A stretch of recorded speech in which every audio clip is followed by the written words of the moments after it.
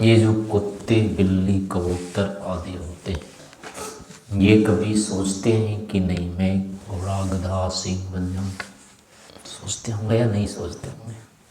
गधा घोड़ा हाथी बकरा। तो देखिए, इसमें ये है, सामान्य रूप से हमारा जीवन भी पशुओं जैसा ही रहता है। मनुष्य भी मनुष्य ही रहना चाहता है। पशु जिस योनि में है या जिस स्थिति में है वो आगे सोच नहीं सकते। ऐसे उनके कोई लक्षण नहीं मिलते हैं कि वो आगे बढ़ने के लिए कुछ कर रहे हो। ना ही विधान है उनके लिए, ना ही कोई संभावना है उनमें। किंतु मनुष्य में पूरी संभावना रहती है। मनुष्य मनुष्यता से ऊपर उठ सकता है, अर्थात मनुष्य के अंदर जो जीवात्मा है वो इस मनुष्यता को, शारीरिक स्थिति को छोड़ करके ही श्रेष्ठ बन पाता है। शरीर में रहते हुए आत्मा की आत्मीयता उत्कृष्ट नहीं मानी जाती है। शरीर में बने रहना इसका निम्नपन है, छोटापन है। इसके लिए है स्वरूप प्रतिष्ठा। आत्मा की जो उत्तम स्थिति है वो है अपने में प्रतिष्ठित हो जाने की। शरीर में प्रतिष्ठित रहने की इसकी स्थिति उत्तम नहीं कही जाती, उसको निम्नतम या अधम ही कहा गया है। इस कारण से मनुष्य में तो संभावना रहती है और होनी चाहिए। इसको हर समय लगना चाहिए कि मैं इससे ऊपर उठूं, मनुष्य बना रहूं, ऐसा सोचना इसकी निम्नता है, यानी दोष है इसका। लेकिन ऐसा नहीं हो पाता है तो एक प्रकार से सामान्य में तक पशुए नराना, दोनों की स्थिति एक जैसी ही रह जाती है। ऐसा अब आता है प्रश्न कि ऐसा होता क्यों है? फिर ऊपर क्यों नहीं जाना चाहते? इससे हटना क्यों नहीं चाहते हैं? ऐसे ही बने रहना क्यों चाहते हैं? इन्हीं में सुधार करते रहते हैं। ऐसा क्यों होता है? इसमें क्या कारण है? टस से मस बोलते हैं, टस से मस होने की जो स्थिति नहीं हो रही है वो क्यों होती है? नहीं, इसी में रचे पचे रहने का भी तो कुछ कारण होता होगा कि ज्ञान ही नहीं है, ऐसा ही है, ये कुछ है भी कारण और भी। तो इसमें मुख्य कारण यही होता है, आत्मा जो कुछ भी करता है वो चित्त के माध्यम से करता है। चित्त की जो स्थिति होती है उसी के अनुरूप इसको चलना सरल होता है। उसके विरुद्ध ये चल नहीं सकता, चल नहीं पाता है। और चित्त का जो स्वभाव होता है वो प्रकृति का स्वभाव है, अपने सजाति के साथ बने रहने का। तो चित्त कभी भी विजातीय स्थिति नहीं स्वीकार करेगा, वो सजातीयता को ही देगा प्रमुखता। तो अब वो चाहे रजोगुणी बन के रहे, चाहे तमोगुणी बन के रहे, या अधिकतम सत्गुणी होकर के रहेगा, इसके आगे पीछे नहीं जाना चाहेगा चित्त। यानी चित्त में ये स्थिति नहीं आएगी सामान्यतः। और आत्मा जब तक चित्त से अपने को पृथक नहीं मानता है, उससे भी हट करके, यानी तीनों गुणों से जो कहा, गुणों से भी अगर ये बाहर नहीं निकलना चाहता है, गुणातीत नहीं होना चाहता है, गुणों का अतिक्रमण नहीं करना चाहता है, तो इसको क्या होगा कि चित्त के अनुरूप बने रहने की स्थिति रहेगी इसकी भी, वही सरल लगेगा इसको। और अलग होने के लिए इसको बहुत भयंकर पुरुषार्थ करना होगा, यानी उसके विरुद्ध ज्ञान इसको चित्त में उपस्थित करने पड़ेंगे, चित्त के भी विरुद्ध चलना पड़ेगा, सत्य से भी ऊपर उठना होता है इसको। तो सत्य से जो ऊपर उठना है, वैरागी की जो स्थिति होती है वो घोर पुरुषार्थ जन्य होती है। उसके लिए क्या, महाप्रतिपक्ष, ये स्थिति महाप्रतिपक्ष के द्वारा बनती है, वैसे सामान्य रूप से नहीं बन सकती ये स्थिति। महाप्रतिपक्षा का मतलब होगा कि कुछ भी अच्छा नहीं लगता है, नहीं लगना चाहिए, ये लगाना पड़ेगा। उदाहरण के लिए मैंने प्रातःकाल उठना है घंटे के बाद, तो स्वाभाविक रूप में उठ जाते हैं या चलो थोड़ी देर देख लेते हैं, अपने आप हो जाती, रजाई में उतर जाती है कंबल, सोचना पड़ता है ना उठना होगा, अब घंटी लग गई है, देर हो जाएगी, थोड़े थोड़े पैर हाथ निकालते रहते हैं, ये प्रतिपक्ष है। सोचना स्वाभाविक स्थिति नहीं है, वहाँ करना पड़ता है पुरुषार्थ, ये तो ठीक नहीं है, ऐसा नहीं कर सकते, चलना पड़ेगा। ऐसे ही अब किसी ने गाली दे दी, किसी ने अपमानित कर दिया, तो बदला लेने की होती कि नहीं होती? और इसको बदला नहीं लेना है, इसका हित सोचना है, इसके लिए क्या करना पड़ेगा? कोई बात नहीं, कितना सोचा होगा, सोचना होगा। तो ये महाप्रतिपक्ष है। तो ऐसे ही शरीर नहीं चाहिए, जीवन नहीं चाहिए, प्रकृति का सानिध्य नहीं चाहिए, ऐसा होने के लिए उसको कितना सोचना पड़ेगा। दिन रात इसको अनित्य है, असुचि है, अनात्मा है, दुख है, ये लगाते रहना पड़ेगा। सामान्य रूप से शरीर ठीक ठाक है, आँख ठीक ठाक है, तो बिना देखे तो रहेंगे, बंद करके रखेंगे क्या? आँख ठीक ठाक हो तो कौन बंद करना चाहेगा?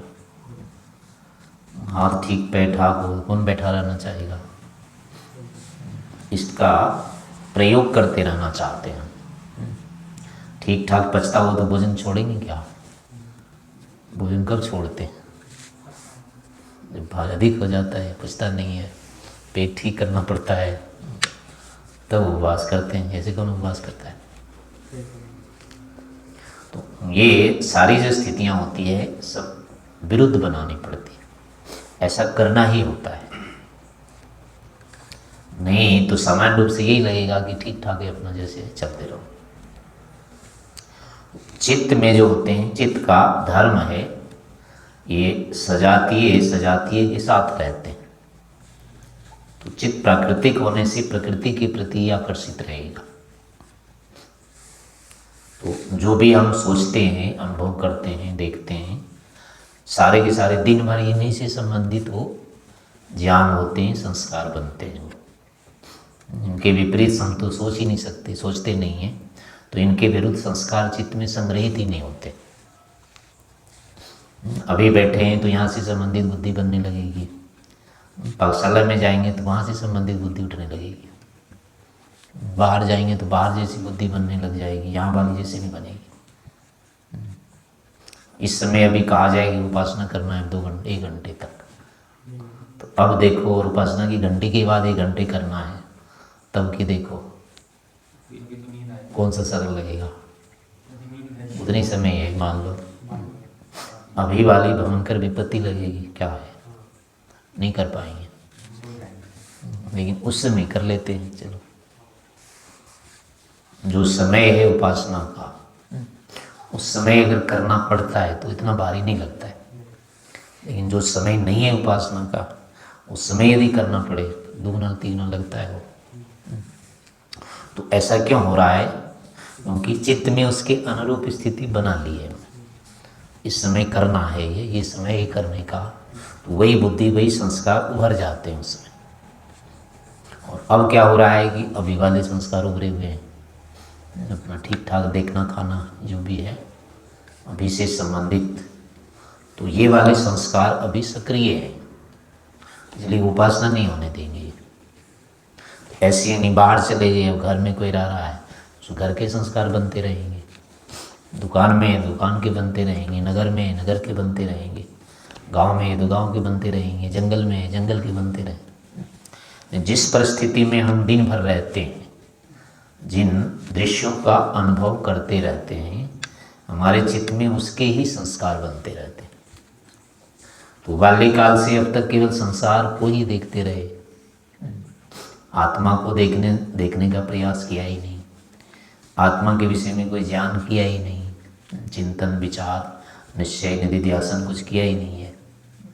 तो इसके अब संस्कार तो वहाँ है ही नहीं। इसके विपरीत इनको देखने सुनने जानने का वो किया है प्रयास, तो इसके संस्कार वहाँ इकट्ठे हैं। तो इसीलिए क्या होगा कि चित्त अब इन विषयों के साथ चलना सरल रहेगा वहाँ चित्त को। इसीलिए इससे ऊपर नहीं उठना चाहते हैं, क्योंकि चित्त में हमारे इसके ही संस्कार हैं अभी, इसके विपरीत नहीं है। या तो तमोगुण से संबंधित होते हैं, रजोगुण से संबंधित होते हैं, या अधिकतम फिर सत्वगुणी हो जाते हैं। इससे ज़्यादा हमारे संस्कार बनते नहीं हैं। तो नहीं बनने के कारण चित्त में ऐसी कोई विपरीत स्थिति नहीं बनती है कि चित्त का सहयोग छोड़ दिया जाए।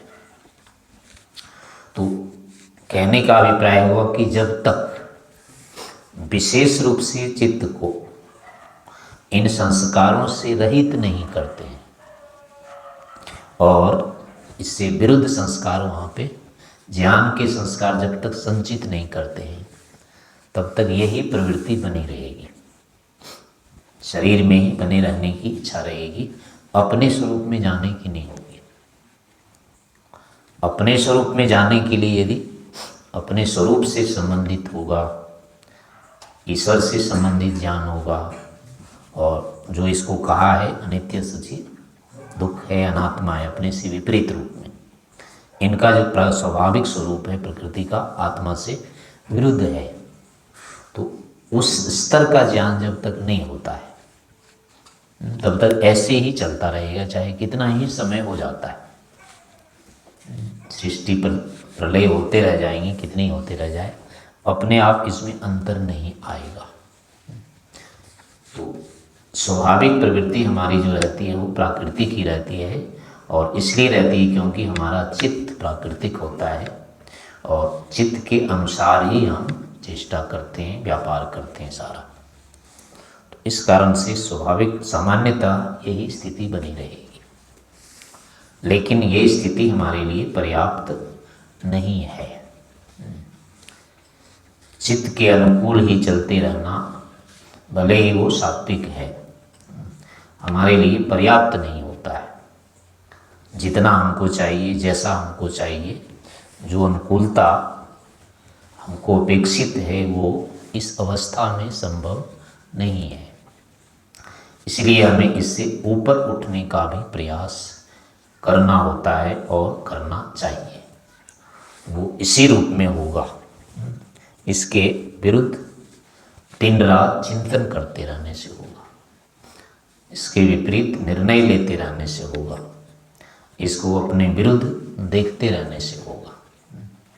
वो अध्ययन के माध्यम से होता है, प्रवचन के माध्यम से होता है, सत्संग के माध्यम से होता है, या फिर स्वयं के जो पुरुषार्थ हैं तपस्या के माध्यम से होता है। इन किसी न किसी इन्हीं कार्यों के द्वारा ऐसे संस्कार बनाने पड़ेंगे, ऐसे ज्ञान विज्ञान संग्रह करने होंगे, तब जाकर के फिर अपने आप ये लगेगा ऐसा, जिसके लिए कहा है, क्या कहा है उसमें, प्रज्ञा प्रसादम आरोह्य सोचता सोच्या सोचतो जना भूमिष्ठानि शैलस्त सर्वान प्राज्यों पश्यति। अब उसको जब वो ऋतम्रा प्रज्ञा या समाधि प्रज्ञा प्राप्त जब हो जाती, तब उनको ये कीड़े मकोड़े दिखते हैं, फिर वो इनको रेंगता हुआ कीड़ा देखता है, फिर उसको ये मनुष्य नहीं दिखाई देते, यानी ऐसा उसको लगता है, कुछ नहीं है ये। ऐसे ही जैसे उसमें कहा काय अवध्य दर्शी, शौचात स्वाम जुजुप्सा परैर असंसर्ग। शौच का पालन करते करते क्या हो जाता है, फिर अपने ही शरीर से घृणा हो जाती है, और वो अपने ही शरीर को नहीं छूना चाहता है, दूसरे की तो बात ही क्या है। यानी ऐसा होता है, ऐसा लगता है। सामान्य रूप से जिस इस शरीर को हम कभी छोड़ना नहीं चाहते हैं, दिन रात ये सुंदर लगता रहता है, उसी शरीर को देख करके घृणा होती है। वही शरीर अपना गंदा लगता है, ऐसा नहीं लगता।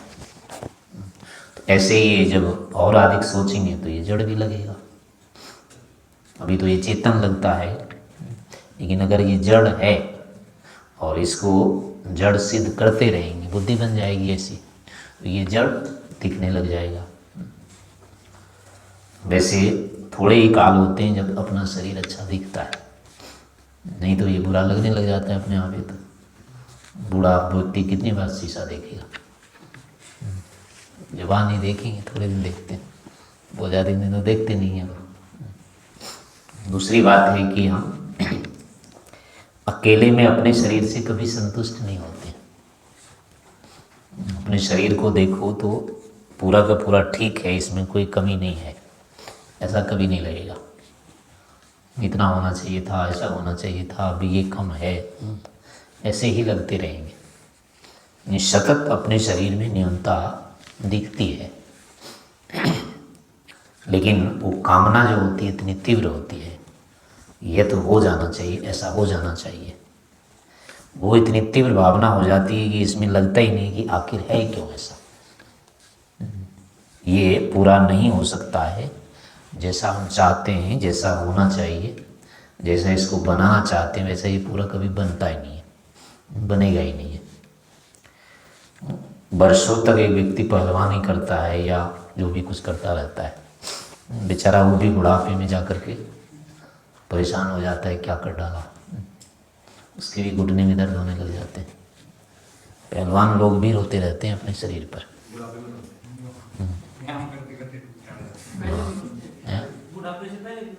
हाँ वही तो, उनको भारी पड़ जाता है, इतना क्या कर डाला, इतना नहीं करते तो ठीक था। उनकी तो बुरी दशा थी। नहीं, बाकी पहलवानों के भी हो जाते हैं, उठक बैठक बाद में तो होता नहीं है, और इसको उतना लगता है चाहिए, वो कर नहीं पाते हैं, विकृति आ जाती है इसमें, बल तो रहता नहीं इतना। इस प्रकार से इसी शरीर से असंतोष हो जाता है, और जब हम रोगी हो जाते हैं, अपंग हो जाते हैं, टूट फूट जाता है, तब तो रोते रहते हैं वैसे ही, क्या करें इसको, क्या करें इसको। तो इस समय ये पूरी की पूरी इस तरह से लगता है पर्याप्त नहीं है, लेकिन ये नहीं सोचते हैं कि कभी पर्याप्त होगा क्या। ये कभी पर्याप्त होने वाला नहीं होता है, इस निर्णय तक नहीं आते। आशा बनी रहती है कि ये तो हो जाएगा, इतना हो जाएगा, ऐसा हो जाता है, ऐसा हो जाता है, और दूसरे के साथ मिलाते रहते हैं, उसका यदि हुआ है तो हमारा क्यों नहीं हुआ। लेकिन ये नहीं पता है कि उसको भी कम है। वो एक होगा केवल गोरा होगा, बलवान नहीं होगा, एक बलवान होगा तो गोरा नहीं होगा, एक गोरा होगा तो पूरा बलिष्ठ और स्वस्थ नहीं होगा। ऐसे उसके भी कोई न कोई दूसरी कमी होगी वहाँ। एक चीज़ हमको एक विशेषता दिख जाती है, लेकिन उसी वस्तु में दूसरी न्यूनता भी बनी रहती है, वो नहीं दिखती है। तो हर किसी को अपने शरीर से कभी संतोष नहीं होता है, दूसरे को लग जाता है कि मैं भी ऐसा होता। जैसे किसी भी धनी व्यक्ति को अपने आप में कभी भी स्थिरता नहीं होती है, पर्याप्त धन हो गया और मेरी कोई चिंता का विषय नहीं है मेरा, अब उसको कभी नहीं लगता, किसी धनी को नहीं लगता ऐसा। लेकिन दूसरे दरिद्र को लगता है कि इतना धनी अगर मैं हो जाता वो निश्चिंत हो जाता। दूसरे में और भी दोष रहते हैं, वो तो नहीं दिखाई देते हैं, कुछ गुण दिख जाते हैं बस। वो भी वही दिखते हैं जिसकी अपने में केवल कमी रहती है, जिस दोष से हम बाधित रहते हैं, उससे जो कोई निर्वाध है वो हमको दिख जाता है बस। लेकिन उसमें और अतिरिक्त जो बाधाएं होती है वो नहीं दिखती है। तो इस कारण से फिर क्या होते हैं, आशाएं हमारी सतत बनती चली जाती है। हम सोचते हैं कि ये ठीक हो जाएगा, ठीक हो जाएगा, ठीक हो जाएगा, ऐसा हो सकता है, ऐसा हो सकता है, ऐसा हो सकता है। इसी संभावना के कारण से फिर क्या होता है, पूरा निर्णय नहीं आता है कि ये वस्तुतः पूरा नहीं होता है। तो ऐसे इसमें छिद्र जो होते हैं या जो दोष होते हैं, एक तो इसको देखते रहना होगा, इसकी न्यूनताओं को, कमियों को बार बार बार बार देखते रहना होगा, अपने लिए पर्याप्त नहीं है। दूसरी बात है कि अंततः भी साथ रहना संभव तो है नहीं। चाहते तो रहते हैं कि हम जीवित ही रहें, मरे नहीं, लेकिन चाहने से तो कभी कुछ हुआ नहीं है। चाहने से हम थोड़े जी रहे हैं, चाहने मात्र से नहीं जी रहे हैं। वो तो जी रहे हैं इसलिए चाह पा रहे हैं। जितने दिन तक का जीवन है उतने दिन तक हम चाह रहे हैं बस, ना कि चाह करके जी रहे हैं। तो इसलिए इच्छा पर जीवन नहीं टिका होता है, जीवन पर इच्छा टिकी रहती है। तो चाहने मात्र से हम जीवित नहीं रहेंगे, चाहते चाहते भी मर ही जाते हैं आखिर। तो इसलिए ये होना चाहिए, वास्तविकता है कि हम इसको चाहना भी छोड़ेंगे, यानी कि मृत्यु होती है तो वो स्वीकार करना पड़ेगा, और स्वीकार करने के लिए पहले करने पड़ेगा, हो जाए तो ठीक है। नहीं, मार देना एक अलग चीज़ है, लेकिन मर जाऊं ये मान लेना अलग है। तो इसमें पहले मानना पड़ता है, मर जाऊं तो ठीक है, जीते रहूं ये छोड़ना पड़ेगा। मर जाऊं एक कहने मात्र से मरेगा नहीं, दोनों अलग अलग विषय हैं। जीवन का चलते रहना द्रव्य पर निर्भर करता है, और ये मानना हमारे ज्ञान का विषय है। इसमें कोई कमी नहीं आने देंगे, इसको बाधित नहीं करेंगे, वो एक अलग विषय हो जाता है। लेकिन ज्ञान में जो है कि सदा जीते रहूं, ये मिथ्या है। सदा जीते रहना उचित नहीं है, ये ज्ञान है। तो इस ज्ञान को तो प्राप्त करना पड़ेगा। तो इस कारण से ये निश्चय हो जाएगा। यानी कई सारी चीज़ें हम ना चाहते हुए भी करते रहते हैं ना, किसी के यहाँ रहते हैं या किसी को अपने साथ रखते ही नहीं रखते, ना चाहते हुए भी बना रहता है। कई सारे काम होते हैं हम करते रहते हैं जो नहीं चाहते हैं। अब नाक साफ करनी पड़ती है, नाक में मुंह में क्या आता है, हाथ में, चाहते हाथ में रहे पर लेते तो है ना, करते रहते हैं, नहीं चाहते। पता नहीं कितनी सारी चीज़ें यहाँ है तो बिल्कुल नहीं चाहते, लेकिन दिन भर करते हैं उसको, छोड़ते नहीं हैं उसको। तो बिना चाहे भी कार्य होता रहता है, ऐसा नहीं है कि ना चाहने पर नहीं होगा। ऐसे ही जीवन ना चाह करके भी जी सकते हैं, ऐसा नहीं है कि ना चाहने पर नहीं जिएंगे, चाहते ही मर जाएंगे, ऐसा नहीं होगा। हाँ, इनमें अगर बाधा उत्पन्न करने लग गए तब तो मर जाएंगे। और चाहते रहने से थोड़ी सी क्या होती है, इसमें बचाव रखते हैं, सावधानी रखते हैं। सावधानी के कारण से फिर इसमें बाधा नहीं आ पाती है। तो इतना मात्र है इसमें, ये न चाहने का अर्थ केवल है कि सावधानी रखना। तो चाहते हुए भी सावधानी, न चाहते हुए भी जीवन, सावधानी को तो रखना होगा, वो एक अलग विषय हो जाता है। और ये एक ज्ञान का केवल, यानी ज्ञान में सारा कुछ करना होगा। ज्ञान में मान के चलना होगा कि जीवन नहीं चाहिए, ज्ञान में मान के चलना होगा कि ये सुख हमें, लौकिक सुख नहीं चाहिए। तो ऐसे जब हम इस प्रकार से विचारते हैं, सोचते हैं, तो इनके विरुद्ध फिर संस्कार चित्त में संग्रहित होते हैं। वो संस्कार अब हमको इस सत्य गुण से भी ऊपर उठाता है। तो इसके लिए क्या होगा, सतत चित्त में प्रयत्न करते रहना होगा। सतत सावधानी रखेंगे इस विषय में, निरंतर विचार करते रहेंगे, सोचते रहेंगे, निर्णय लेते रहेंगे, तो कालांतर में धीरे धीरे जा कर के ये स्थिति आएगी और फिर अपने उस स्वरूप को हम प्राप्त कर सकेंगे। ऐसा सोचना, मानना, जानना चाहिए।